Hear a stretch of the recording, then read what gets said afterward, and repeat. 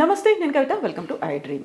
ప్రస్తుతం ఉన్నటువంటి పరిస్థితుల్లో వర్కింగ్ ఎంప్లాయీస్, ప్రైవేట్ కావచ్చు, ప్రభుత్వ రంగ సంస్థల్లో పనిచేస్తున్న వాళ్ళు కపుల్ తమకంటూ ఒక సొంత ఇంటిని ఏర్పాటు చేసుకోవాలని భావిస్తూ ఉంటారు. అయితే అది లోన్ పరంగా తీసుకుంటే ఏ లోన్ని ప్రిఫర్ చేస్తే బెటర్గా ఉంటుంది? 15 ఏళ్ళ, 20 ఏళ్ళ, 25 ఏళ్ళ, 30 ఏళ్ళ, మళ్ళీ అంత తీసుకున్న తర్వాత అసలు లెక్క చూడాలా, వడ్డీని లెక్క చూడాలా, ఓవరాల్గా అసలు ఏ ఆప్షన్స్ని ప్రిఫర్ చేస్తూ లోన్ల వైపు వెళ్ళాల్సినటువంటి అవసరం ఉంటుంది?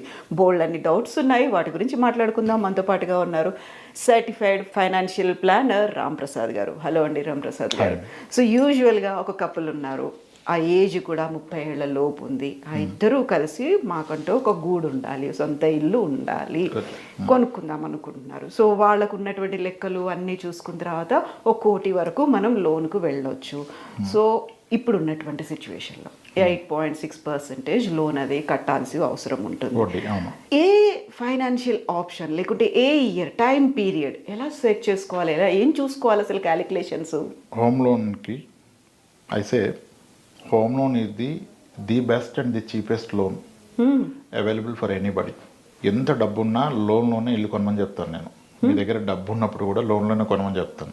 అయితే రామప్రసాద్ గారు, ఇక్కడ ఒక చిన్న డౌట్. ఇప్పుడు రెంట్ హౌస్లో ఉన్నామంటే ఆ రెంట్ అనేది మనం ఓనర్కి కడుతున్నాం. ఇప్పుడు హోమ్ లోన్ తీసుకుని ఒక అపార్ట్మెంటో, ఒక ఫ్లాటో, ఒకటి ఇల్లు ఇండిపెండెంట్ తీసుకున్నాము అనుకుంటే మనం రెంట్కుంటున్నాము, కాకపోతే ఈ రెంట్ అంతా బ్యాంకర్కి కడుతున్నాము అనే ఒక ఆలోచన ఉంటుంది. టిపికల్గా ఒక 1 crore హోమ్ లోన్ తీసుకుంటే అంటే 8.6 రేట్ ఆఫ్ ఇంట్రెస్ట్లో ఒక 20 years లోన్ పెడితే ఈఎంఐ ఎంత వస్తుంది? ఎవ్రీ మంత్ మీరు రాసుకున్నారు కదా, ఇప్పుడు ఉంది. సో 20 years కాబట్టి ఎంత వస్తుంది మంత్లీ ఈఎంఐ? 87,416 అనేది ఉంది. అంటే మీరు తీసుకున్న లోన్ అమౌంట్ ఎంత? 1 కోటి రూపాయలు. 20 ఏళ్ల పాటు పెట్టారు. పెడితే నెలవారీ మీరు కడుతున్న ఈఎంఐ అంటే ఇంట్రెస్ట్ ప్రిన్సిపల్ 2 కడుతున్నారు, వడ్డీ కాదు. 87,000 రూపాయలకి మీరు అసలు ప్లస్ వడ్డీ కడుతున్నారు. నాకు ఒక విషయం చెప్పండి, మీకు ఎక్కడైనా 1 కోటి రూపాయలు అప్పు 87,000 వడ్డీకి పుడుతుందా? నెలకి 87,000 కడతాంటారా? నీకు ఇంట్రెస్ట్ అంటే అవును ఇస్తాడా 1 కోటి రూపాయలు? ఇక్కడ ఇచ్చాడు కదా మీకు. మళ్ళీ అప్పుకి ఇల్లు మీ ఉండేది మీరు, మన పేరుతో మనమే ఓనరు, ఎమోషనల్గా హ్యాపీ. 87,000 వడ్డీ కడితే అసలు ప్లస్ వడ్డీ, మళ్ళీ వడ్డీ కాదు, పూర్తి వడ్డీ కాదు, అది మీకు 1 కోటి రూపాయలు అప్పు పుట్టింది. ఇంకెక్కడైనా 1 కోటి రూపాయలు వస్తాయి 87,000 వడ్డీకి. అది చీపెస్ట్ లోను. మళ్ళీ ఈ మంత్ 87,000 కడతారు, దీంట్లో 6,000 7,000 ప్రిన్సిపల్ అడ్జస్ట్ చేస్తాడు. నెక్స్ట్ మంత్ మళ్ళీ 87 కడితే దాంట్లో ఒక 10,000 ప్రిన్సిపల్లోకి వెళ్ళిపోద్ది. నెక్స్ట్ మంత్ 14,000 వెళ్ళిపోద్ది. 1 year తర్వాత చూస్తే మీ 1 కోటి రూపాయలు కాస్త మేబీ 99 లక్షలు ఉంటుంది. 99,20,000 30,000 అంటే ఇన్ ఇయర్ మీరు కట్టే దాంట్లో అసలు కూడా కొంత తీర్చగలిగారు. అసలు ఫస్ట్ అర్థం చేసుకుని ఇంత చీప్ లోన్ ఉందా? లేదు కదా. ఇప్పుడు నెక్స్ట్ అప్లికేషన్ ఏమొస్తుందంటే, సరే అది నిజమైనా ఒక ప్రైవేట్ సెక్టర్ అన్ని ఇయర్స్ ఎలా కడతాడు? 20 ఏళ్ల పాటు 30 ఏళ్ల పాటు, ఎందుకంటే జాబ్ సెక్యూరిటీ అనేది లేదు అనే మాట ఉంది. లేదు కదా, అన్నేళ్ళు ఎలా కడతాడు? ఇప్పుడు అన్నేళ్ళు కట్టనని చెప్పేసి నేను అదే పనిగా భార్యాభర్తలు వస్తున్న పూర్తి సంపాదన లోనే క్లోజ్ చేద్దాం అనుకుంటే వడ్డీ కట్టాల్సిన అవసరం లేదు కదా, 5 ఏళ్ళు తీర్చేస్తే అయిపోయిందిగా. మరి 5 ఏళ్ళలో లోన్ తీసేసాడు, ఈ లోపు ఉద్యోగం పోతే ఎలా బ్రతుకుతారు మేడం? ఆ లోన్ ఉండడం సేఫ్. మీ దగ్గర తీర్చే డబ్బు ఉన్నప్పటికి కూడా తీర్చకుండా దాన్ని ఎక్కడ ఇన్వెస్ట్ చేసుకోండి. ఇప్పుడు మ్యూచువల్ ఫండ్స్ ప్రాచుర్యంలోకి వచ్చాయి, 12% ఇస్తాయి మ్యూచువల్ ఫండ్స్. 12%. ఈ లోన్ ఎంత? 8.7. ఆ డబ్బు పెట్టి లోన్ తీర్చే బదులు అదే డబ్బు మీరు 12%లో పెట్టుకుంటే రేపు పొరపాటున మీ ఉద్యోగం పోయినా అప్పటిదాకా కూడబెట్టిన సొమ్ముతో మీరు లోను కట్టొచ్చు, మీ లైవ్లీహుడ్ వెళ్ళిపోద్ది. ఆ పాయింట్ మిస్ అయిపోతున్నారు. హోమ్ లోన్ ఉంటే ఇదేదో భారం, దీన్ని దించేయాలి, త్వరగా క్లోజ్ చేయాలి అంటాం చాలా తప్పు.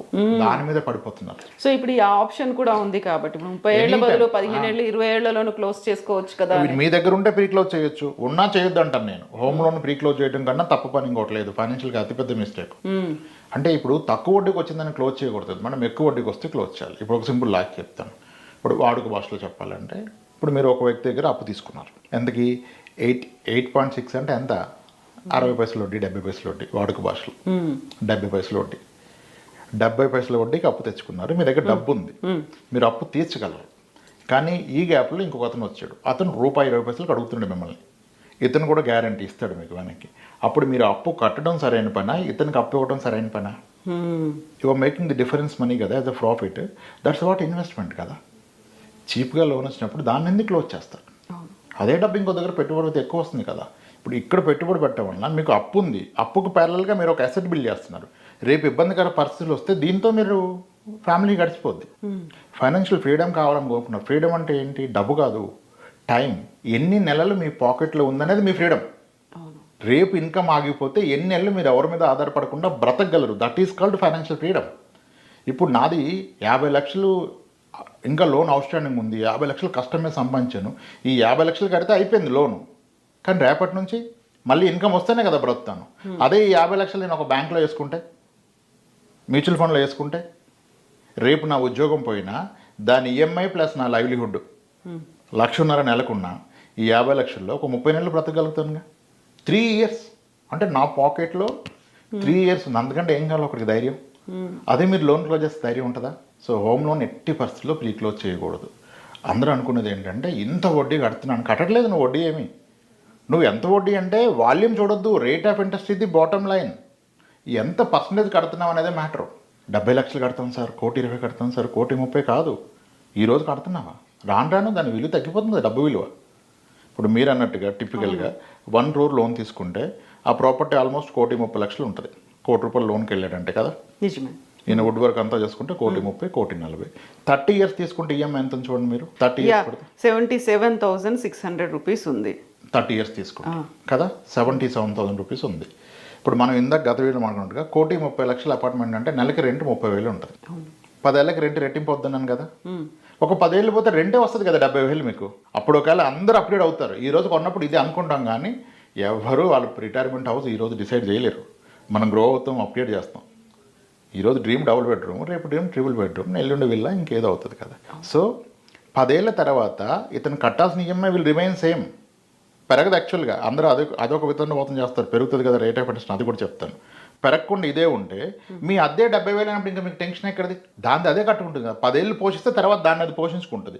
లోన్ తీరాక మళ్ళీ పూర్తిగా మీ రిటైర్మెంట్ ఫండ్ కింద ఉపయోగపడుతుంది కదా. రెంట్ పెరుగుతుంది కదా, దాన్ని ఫ్యాక్టర్ చేయరే. కానీ ఇక్కడ వడ్డీ పెరగట్లేదు. అందరూ వడ్డీ పెరుగుద్ది అంటారు. యాక్చువల్గా గ్రోయింగ్ ఎకానమీలో వడ్డీలు పెరగవు మేడం, తగ్గుతాయి. మీరు చూస్తే 2002, 2003 టైంలో 12-14% ఇంట్రెస్ట్ ఉండేది. 2014 నాటికి 9కి వచ్చింది. తర్వాత ఒకనొక టైంలో కరోనాకు ముందు 6.9కి వెళ్ళింది హోమ్ లోన్ ఇంట్రెస్ట్. 6.9, 7కి వెళ్ళింది. కరోనా తర్వాత 7 నుంచి ఇప్పుడు 8.5, 9కి వచ్చింది. అంటే ఒక 20 ఏళ్ళు చూస్తే మీరు హోమ్ లోన్ ఇంట్రెస్ట్ తగ్గుతుంది. కాస్త ఓపిక్గా డేటా చూడాలి.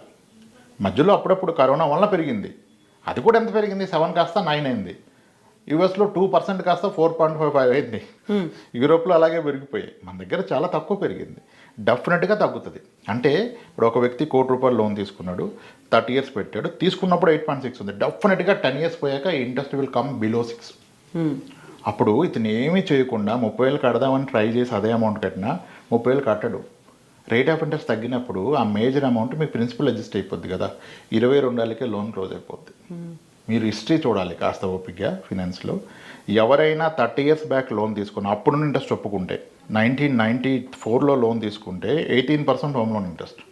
30 ఇయర్స్ పెట్టుకుంటే ఆ ఇంట్రెస్ట్ తగ్గుతూ వచ్చింది కదా. లోన్ ఇప్పుడు క్లోజ్ అయిపోయేది. ఆల్రెడీ 10 ఏళ్ళ ముందే క్లోజ్ అయిపోయేది. ఇది పాయింట్ పట్టుకోరు. అంటే ఎమోషనల్గా అందరు ఇది బర్డెన్ అని ఫీల్ అవుతున్నారు కాబట్టి హోమ్ లోన్ ఎలా ప్రీ క్లోజ్ చేయాలి. సో ఎర్లీగానే ప్రీ క్లోజ్ చేసుకోవచ్చు అనేటువంటి ఆఫర్లు కూడా వచ్చిన తర్వాత అది కూడా టెంప్టింగ్ అనిపిస్తుంది. ప్రైవేట్ సెక్టర్లో క్లోజ్ చేయొద్దు. గవర్నమెంట్ వాళ్ళకి ఒక సెక్యూర్డ్ ఇన్కమ్ ఉంది, ఆయన క్లోజ్ చేసుకోవచ్చు మేబీ చేస్తే. మన ఇన్కమే స్టేబుల్ కాదు, సెక్యూర్డ్ కాదు. అప్పుడు ఉన్నదంతా ఓడ్చి నేను లోన్ క్లోజ్ చేస్తే రేపు నా పరిస్థితి ఏంటి ఇబ్బంది వస్తాయి కదా. మీకు ఎంత ఫ్యూచర్ మీ పాకెట్లో ఉంది.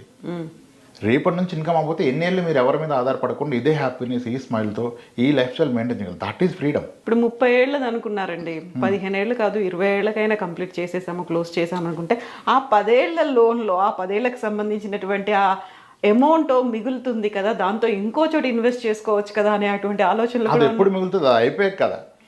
ఈలోపు మన ఇన్కమ్స్ కూడా ఎక్కడికో వెళ్ళిపోతాయి. ఈరోజు ఇప్పుడు 30 ఏళ్ళ ఈఎంఐ మీరు 77,000 చెప్పారు. అవును కదా. అవును. 15 ఇయర్స్ ఈఎంఐ 1,00,000 చెప్పారు. ఎగ్జాక్ట్లీ 99,061 రూపాయలు అవుతుంది. 1,00,000. రెండింటికి డిఫరెన్స్ ఎంత? ఒక 25,000. 25,000 డిఫరెన్స్ ఉంది కదా. ఈ 25,000 డిఫరెన్స్ని లెటసే మీరు 30 ఇయర్స్ తీసుకోండి, కానీ 15 ఇయర్సే తీసుకున్నట్టుగా ఫీల్ అవ్వండి. మీ పాకెట్ లైట్ అయిపోయింది. 1,00,000 కట్టాల్సిన దగ్గర 75,000 కడుతున్నారు. అంటే 25,000 మిగులుతుంది కదా. దీన్ని మిగలట్లేదు, కడుతుంది అనుకోండి. సింపుల్. ఇక్కడేం కన్ఫ్యూజన్ లేదు కదా. 15 ఏళ్ళు తీసుకుంటే 1,00,000 కడతారు, తీసుకోవటం 30 సంవత్సరాలు తీసుకోండి, కానీ మీరు 15 ఏళ్ళే తీసుకున్నాను ఇక్కడ ఫిక్స్ అయిపోండి. అప్పుడు నెలకు 1,00,000 కట్టాలి కదా, కానీ మీరు 75,000 కడుతున్నారు కదా. మిగిలిన 25,000ని మీరు ఒక ఎస్ఐపి చేసి చూడండి. మ్యూచువల్ ఫండ్స్లో చేయొచ్చు కదా, బడ్డేనే లేదు, సేమ్ అమౌంట్ కదా.